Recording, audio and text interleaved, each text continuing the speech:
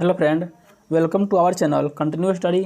Friend, आज हम लोग प्लेटफॉर्म बुक का जो न्यू टेस्ट सीरीज़ है उसका टेस्ट सीरीज 1 देखने वाले हैं। जो प्लेटफॉर्म बुक का नया बुक आया है जिसमें 120 प्रश्न दिया हुआ है एक टेस्ट सीरीज में, इसको आज से हम लोग पढ़ने वाले हैं। इस बुक में टोटल 25 सेट दिया हुआ है जिसको हम लोग अपने चैनल पे टोटल पढ़ने वाले हैं। इससे पहले हम लोगों ने जो प्लेटफॉर्म का पुराना बुक था जिसमें 150 प्रश्न दिया हुआ था, इसके टोटल 20 सेट को हम लोग अपने इस चैनल पे कंप्लीट कर लिए हैं। अगर आपने हमारा पिछला वीडियो नहीं देखा है तो आप हमारे चैनल के प्लेलिस्ट में जाकर 150 प्रश्न वाले 20 टेस्ट सीरीज को देख सकते हैं। आज से हम न्यू बुक जिसमें 120 प्रश्न दिए हुए हैं इसके टोटल 25 सेट को पढ़ने वाले हैं। तो अगर आप हमारे चैनल पर नए हैं या अभी तक आपने हमारे चैनल को सब्सक्राइब नहीं किया है तो ऐसे ही 7वां चरण से संबंधित महत्वपूर्ण वीडियो पाने के लिए हमारे चैनल को जरूर सब्सक्राइब करें और वीडियो अच्छा लगे तो इसे लाइक और शेयर करना ना भूलें। तो चलिए आज हम लोग इस न्यू बुक का टेस्ट सीरीज 1 देखते हैं। इसमें 1 से 40 तक मैथ और रीजनिंग के प्रश्न हैं, जबकि प्रश्न संख्या 41 से जीएस के प्रश्न हैं। तो हम लोग प्रश्न संख्या 41 से देखने वाले हैं। 41 नंबर प्रश्न कर रहा है, मायोपिया का दूसरा नाम क्या है? तो मायोपिया का दूसरा नाम निकट दृष्टि दोष होता है। तो ऑप्शन सी इसका सही उत्तर हो जाएगा, निकट दृष्टि दोष। और हाइपर मायोपिया होता है उसका दूसरा नाम दूरदृष्टि दोष होता है। निकट दृष्टि दोष को दूर करने के लिए अवतल लेंस अवतल लेंस का उपयोग किया जाता है, जबकि दूरदृष्टि दोष है उसको दूर करने के लिए उत्तल लेंस का प्रयोग किया जाता है। निकट दृष्टि दोष में क्या होता है कि निकट की वस्तुएं तो स्पष्ट दिखती है लेकिन दूर की वस्तु स्पष्ट नहीं दिखती है, जबकि दूरदृष्टि दोष में दूर की वस्तु स्पष्ट दिखती है जबकि निकट की वस्तु स्पष्ट नहीं दिखती है। अगला प्रश्न कह रहा है, 1 किलोग्राम पर पृथ्वी का गुरुत्वाकर्षण लगभग डैश डैश होता है। तो 1 किलोग्राम पर पृथ्वी का गुरुत्वाकर्षण लगभग 10 न्यूटन होता है। अगर वास्तव में बोलिएगा तो इसका गुरुत्वाकर्षण 9.8 न्यूटन होता है, जिसे हम लोग 10 न्यूटन मान लेते हैं। तो ऑप्शन बी इसका सही उत्तर हो जाएगा। अगला प्रश्न कह रहा है, सूर्य के प्रकाश में कितने रंग होते हैं? तो सूर्य के प्रकाश को जब इस प्रिज्म से गुजारा जाता है तो इससे 7 रंग प्रकाशित होते हैं। तो इसका सही उत्तर हो जाएगा ऑप्शन सी, सूर्य के प्रकाश में कितने रंग होते हैं? 7 रंग होते हैं। अगला प्रश्न कह रहा है, निम्नलिखित में से किस उपकरण का उपयोग विद्युत प्रवाह के मापने के लिए किया जाता है, चाहे वो डिश धारा हो चाहे प्रतिवर्ती धारा? तो इसके लिए हम लोग ए मीटर का उपयोग करते हैं। ऑप्शन डी इसका सही उत्तर हो जाएगा। और ये भी याद रखना है कि ए मीटर को विद्युत परिपथ में श्रेणी क्रम में श्रेणी क्रम में लगाया जाता है। तो ऑप्शन डी इसका सही उत्तर हो जाएगा। अगला प्रश्न कह रहा है, डैश डैश एक उपकरण है जिसका उपयोग विद्युत सर्किटों में 2 बिंदुओं के बीच विभवांतर को मापने के लिए किया जाता है।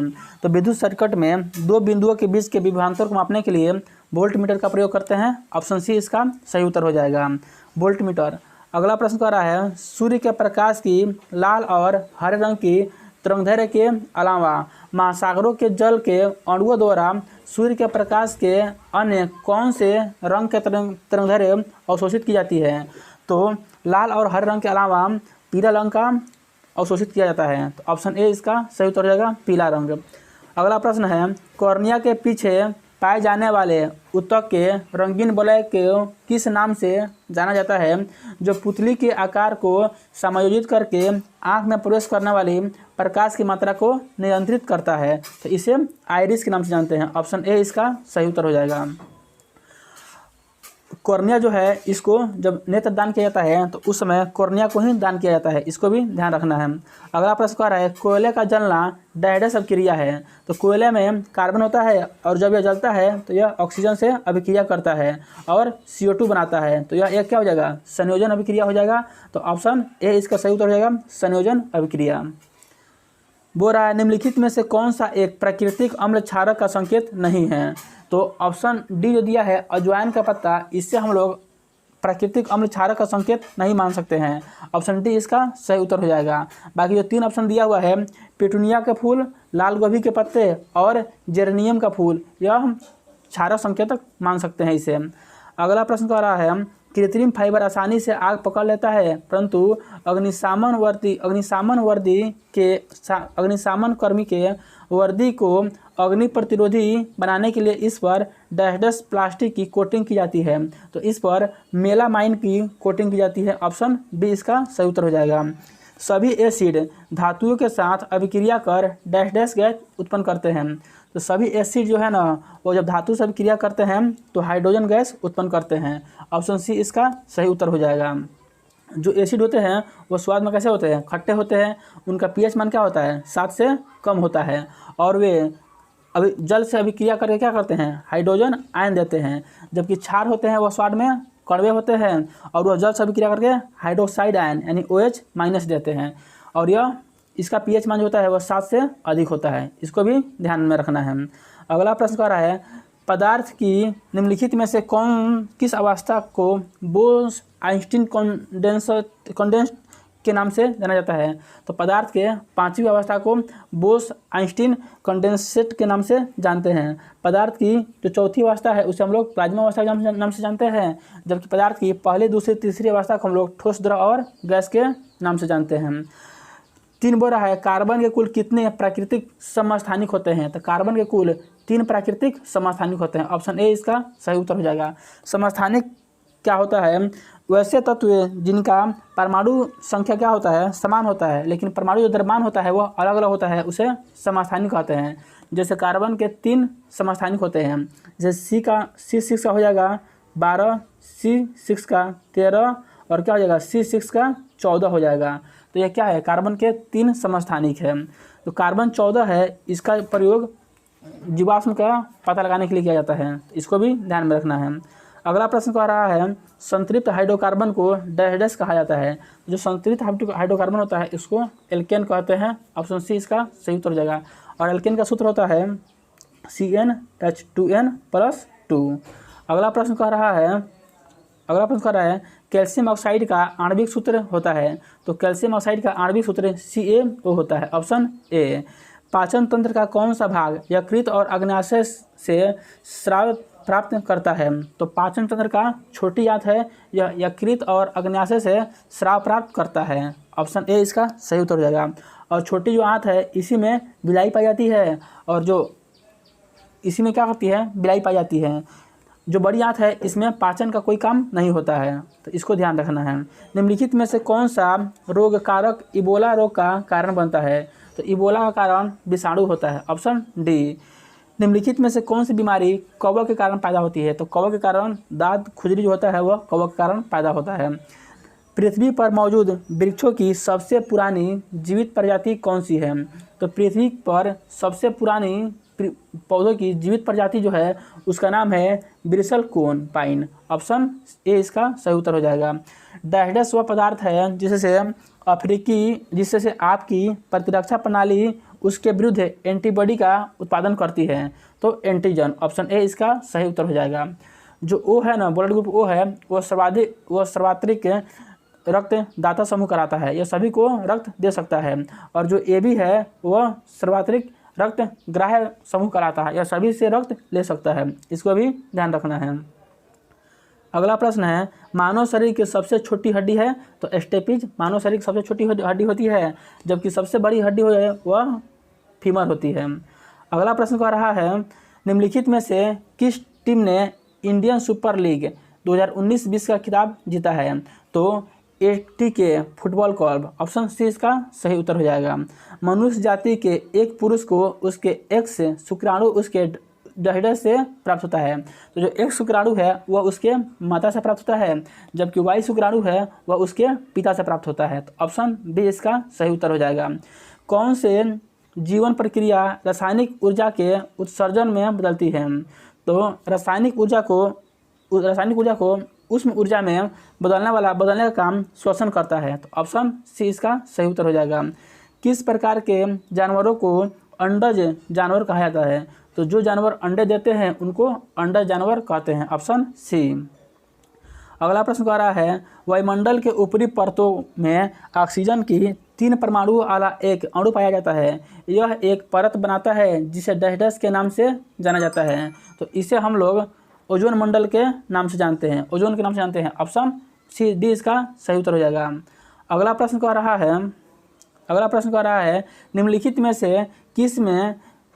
में से कौन सी पृथ्वी की सतह की निकटतम परत है जिसमें सभी मौसमी परिवर्तन होते हैं। तो पृथ्वी की सतह के निकटतम परत है उसे हम लोग क्षोभ मंडल कहते हैं और इसी में सभी मौसमी परिवर्तन होते हैं। ऑप्शन सी इसका सही उत्तर हो जाएगा।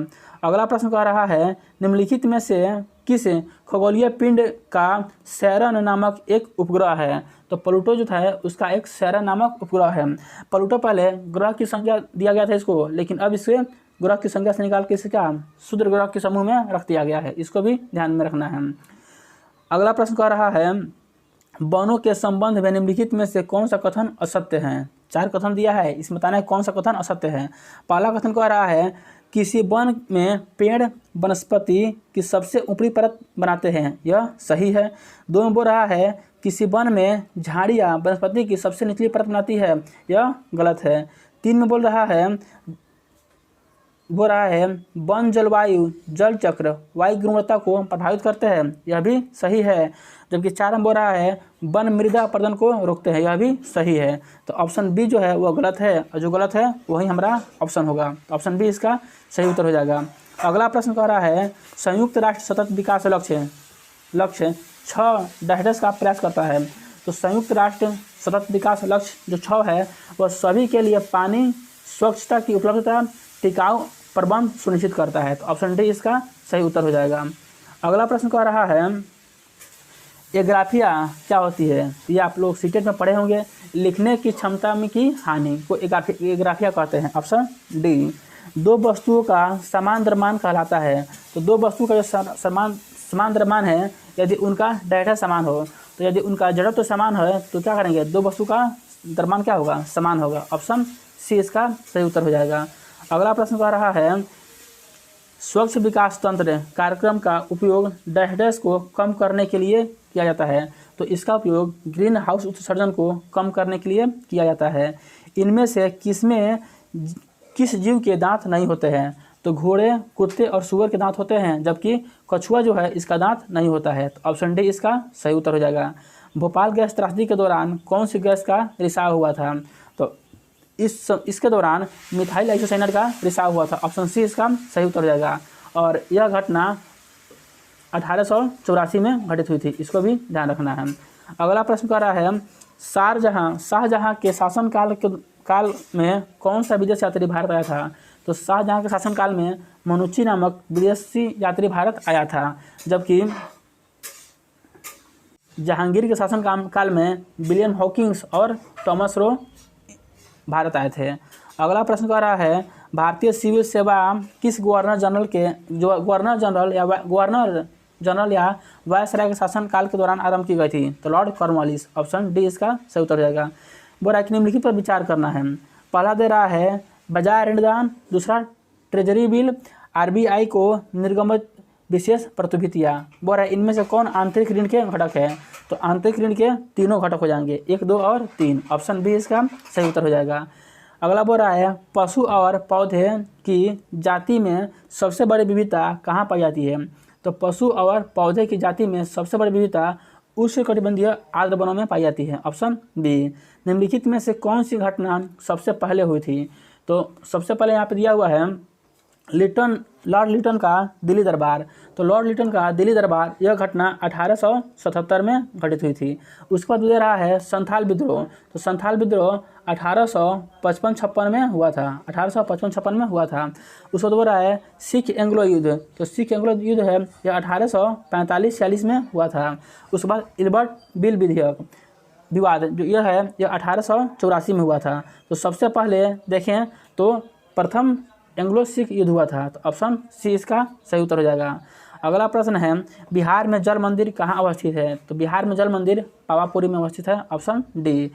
व्हीलर द्वीप का नया नाम क्या है। तो व्हीलर द्वीप का नया नाम अब्दुल कलाम द्वीप है। ऑप्शन सी इसका सही उत्तर हो जाएगा और यह उड़ीसा में अवस्थित है। निम्न उपायों में से कौन सा भारतीय भुगतान संतुलन स्थिति को सुधारने में सक्षम नहीं है।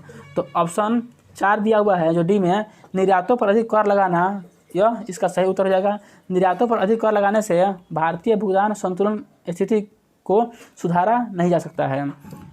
अगला प्रश्न कह रहा है सर्वेंट ऑफ इंडिया सोसाइटी के संस्थापक थे, तो इसके संस्थापक गोपाल कृष्ण गोखले थे। ऑप्शन ए इसका सही उत्तर हो जाएगा। हुमायूंनामा की रचना किसने की, तो हुमायूंनामा की रचना गुलबदन बेगम ने की थी। ऑप्शन डी इसका सही उत्तर हो जाएगा, यह इनकी बहन थी। अबुल फजल इन्होंने अकबरनामा की रचना किया था। अगला प्रश्न कह रहा है फ्रेंच ईस्ट इंडिया कंपनी का गठन कब हुआ था, तो फ्रेंच ईस्ट इंडिया कंपनी का गठन 1664 में हुआ था। गौतम बुद्ध का जन्म स्थान क्या है, तो गौतम बुद्ध का जन्म लुम्बिनी में हुआ था। तो ऑप्शन डी इसका सही उत्तर हो जाएगा। इन्होंने सबसे पहले अपना उपदेश सारनाथ में दिया था। इनका निर्माण कुशीनगर में हुआ था, जबकि इनको ज्ञान की प्राप्ति बोधगया में हुआ था। तो इसको भी ध्यान में रखना है। नमक सत्याग्रह किस सन में प्रारंभ हुआ था, तो नमक सत्याग्रह 1930 में प्रारंभ हुआ था। Option A. यंग बंगाल आंदोलन के नेता कौन थे, तो यंग बंगाल आंदोलन के नेता हेनरी विवियन डेरोजियो थे। Option C. Morley Minto reform को किस वर्ष प्रस्तुत किया गया था, तो मार्लो मिंटो रिफॉर्म को 1909 में प्रस्तुत किया गया था। Option A. महावीर का जन्म किस नाम के क्षत्रिय गोत्र में हुआ था, तो ज्ञात्रिक नाम के क्षत्रिय गोत्र में महावीर का जन्म हुआ था। अगला प्रश्न कह रहा है कि संपत्ति का अधिकार को मौलिक अधिकार की सूची से कब हटाया गया, तो इसको 44वें संविधान संशोधन 1978 के दौरान हटाया गया। Option B. और इसको जो मौलिक अधिकार से हटाकर इसको कानूनी अधिकार में रख दिया गया। अगला प्रश्न कह रहा है निम्नलिखित में से संविधान सभा की संघ संविधान समिति का अध्यक्ष कौन था, तो संविधान सभा के संघ संविधान समिति के अध्यक्ष जवाहरलाल नेहरू थे। Option C. निम्नलिखित कथनों में से कौन सा कथन सही है, तो बताना है कि 4 कथन दिया हुआ है, इसमें कौन सा कथन सही है। तो ऑप्शन जो डी है यही सही हो जाएगा। भारत एक संसदात्मक प्रजातंत्र है। ऑप्शन डी इसका सही उत्तर हो जाएगा। अगला बोल रहा है प्रश्न यदि राष्ट्रीय आपात की घोषणा किया जाता है तो उसे प्रत्येक डैश बाद संसद का अनुमोदन प्राप्त करना आवश्यक है, तो उसे प्रत्येक 6 माह के बाद संसद का अनुमोदन प्राप्त करना आवश्यक होता है। अगला दिया है मैच करने के लिए दिया है, इसको मैच करके अकूट में मिलान करना है। एक तरफ दिया है अनुच्छेद दिया है और दूसरा तरफ उसका क्या विषय है, इससे मैच करना है। तो अनुच्छेद 124 में संघीय न्यायपालिका है, तो इसका मैच 3 से हो जाएगा। फिर दिया है अनुच्छेद 5, इसमें नागरिकता का वर्णन किया गया है। अनुच्छेद 352, तो अनुच्छेद जो 352 है इसमें आकस्मिक प्रावधान का चर्चा किया गया है। और अनुच्छेद 245 में इसमें विधायी शक्तियों का वितरण को बताया गया है। तो 1 का 3 है, तो 1 का 3 ऑप्शन डी में है, तो कूट आपका डी सही हो जाएगा। अगला प्रश्न कह रहा है कौन सा स्थान है जिसकी स्थिति 3 समुद्रों के मिलन स्थल पर है, तो कन्याकुमारी इसका सही उत्तर हो जाएगा। Option C. यह तमिलनाडु में है, जबकि भारत का सबसे दक्षिणतम पॉइंट हो जाएगा इंदिरा पॉइंट, और भारत का सबसे दक्षिणतम स्थलीय पॉइंट हो जाएगा कन्याकुमारी। इसको भी ध्यान में रखना है। अगला प्रश्न कर रहा है अजंता और एलोरा की गुफाएं किस राज्य में अवस्थित है, तो यह महाराष्ट्र में अवस्थित है। Option D. महाराष्ट्र के औरंगाबाद जिले में है। निम्नलिखित में से कौन सा नवीकरणीय ऊर्जा संसाधन नहीं है, तो कोयला जो है यह नवीकरणीय ऊर्जा का संसाधन नहीं है। नवीकरणीय ऊर्जा संसाधन वह है जिसका उपयोग हम लोग बार बार कर सकते हैं, लेकिन कोयला का उपयोग बार बार नहीं किया जा सकता है। ऑप्शन डी इसका सही उत्तर हो जाएगा। अगला प्रश्न है किसको पार कर लेने से एक दिन जुड़ जाता है, तो 180 डिग्री देशांतर पश्चिम से पूर्व को पार करने से एक दिन जुड़ जाता है। सौरमंडल का सबसे चमकीला ग्रह कौन है, तो सौरमंडल का सबसे चमकीला ग्रह शुक्र है। इसे पृथ्वी का जुड़वा ग्रह भी कहते हैं। सौरमंडल में सूर्य के सबसे निकट ग्रह बुध होता है, जबकि सौरमंडल का सबसे बड़ा ग्रह बृहस्पति होता है।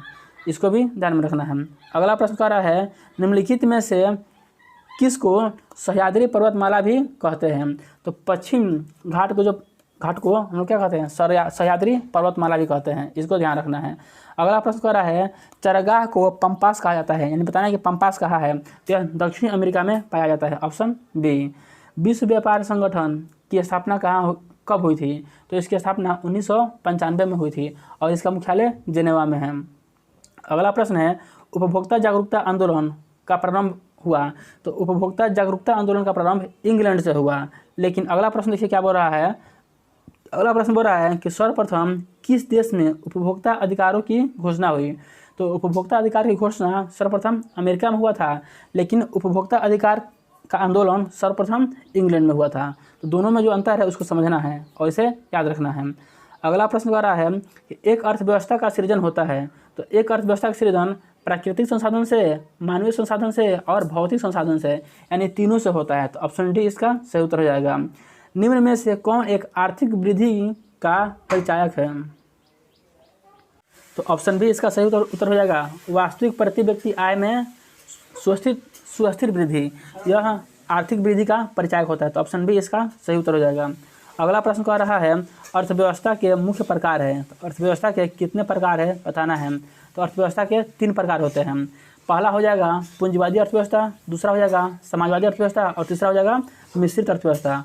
और भारत में मिश्रित अर्थव्यवस्था पाई जाती है, इसको भी ध्यान रखना है। अगला प्रश्न आ रहा है अभ्रक यानी माइका किस राज्य में बहुतायत में पाया जाता है? तो जो अभ्रक है वह झारखंड राज्य में बहुत अधिक मात्रा में पाया जाता है। तो ऑप्शन सी इसका सही उत्तर हो जाएगा। उत्तर और दक्षिण भारत को कौन सी पर्वत श्रृंखला पृथक करती है? तो उत्तर भारत को दक्षिण भारत से विंध्य पर्वत जो है वह पृथक करता है। तो ऑप्शन सी इसका सही उत्तर हो जाएगा। अगला प्रश्न कह रहा है सर्वोच्च संप्रभुता किसका अनिवार्य लक्षण है? तो यह राज्य का अनिवार्य लक्षण है, ऑप्शन ए। बोल रहा है राष्ट्रीय आपात स्थिति की घोषणा जारी नहीं रहती यदि संसद डैश डैश की अवधि के भीतर उसे अनुमोदन प्रदान न करे, तो 1 माह के भीतर। ऑप्शन ए इसका सही उत्तर हो जाएगा। अगला प्रश्न कह रहा है मई 2023 में, फ्रेंड यहाँ से जो प्रश्न आएंगे वो करंट अफेयर से संबंधित प्रश्न है। मई 2023 में चीन ने किस देश को हराकर प्रतिष्ठित टूर्नामेंट सुदीरमन कप 2023 का खिताब जीता है? तो चीन ने दक्षिण कोरिया को हराकर लगातार 13वीं बार इस कप को जीता है। अगला प्रश्न कह रहा है कि IPL 16वां IPL संस्करण का खिताब किस टीम ने जीता है? तो जो टाटा IPL 2023 में हुआ था इसका खिताब चेन्नई सुपर किंग्स ने गुजरात टाइटंस को हराकर जीता है। चेन्नई सुपर किंग्स के कप्तान महेंद्र सिंह धोनी हैं, जबकि गुजरात टाइटंस जो उपविजेता रही है इसके कप्तान हार्दिक पांड्या है। सबसे पहले IPL 2008 में हुआ था और इसके विजेता राजस्थान रॉयल्स था, इसको भी ध्यान में रखना है। अगला प्रश्न कह रहा है मई 2023 में किसने 27वीं बार माउंट एवरेस्ट फतह किया? तो पसांग दावा शेरपा, ऑप्शन सी इसका सही उत्तर हो जाएगा। अगला प्रश्न कह रहा है मई 2023 में त्रिपुरा टूरिज्म के ब्रांड एम्बेसडर कौन बने हैं? तो सौरभ गांगुली त्रिपुरा टूरिज्म के ब्रांड एम्बेसडर बने हैं, ऑप्शन बी। अगला प्रश्न कह रहा है कि रिफ्लेक्शंस नामक पुस्तक के लेखक कौन है? तो इसके लेखक नारायण बादुल है, ऑप्शन ए इसका सही उत्तर हो जाएगा। अगला प्रश्न कह रहा है आपका 2 प्रश्न और इसमें बचा हुआ है। अगला प्रश्न कह रहा है कान फिल्म फेस्टिवल 2023 में पाल्म डी'ओर अवार्ड विजेता film anatomy of A fall के निर्देशक कौन हैं? तो इसके निर्देशक हो जाएंगे ऑप्शन ए जेनायन ग्लेजर। और आज के इस सेशन का अंतिम प्रश्न कह रहा है विश्व तंबाकू निषेध दिवस 2023 कब मनाया गया? तो 31 मई, ऑप्शन सी इसका सही उत्तर हो जाएगा। तो फ्रेंड यही आज के इस सेशन का अति महत्वपूर्ण 80 समान अध्ययन का प्रश्न था, जो प्लेटफॉर्म का न्यू बुक टेस्ट सीरीज 1 का प्रश्न था। तो ये वीडियो आपको कैसा लगा कमेंट करके जरूर बताइएगा। अगर वीडियो अच्छा लगा तो हमारे वीडियो को लाइक और शेयर करना ना भूलें तथा अगर आप हमारे चैनल पर नए हैं तो हमारे चैनल को जरूर सब्सक्राइब करें। तो चलिए हम लोग मिलते हैं इसके टेस्ट सीरीज 2 में, तब तक के लिए जय हिंद।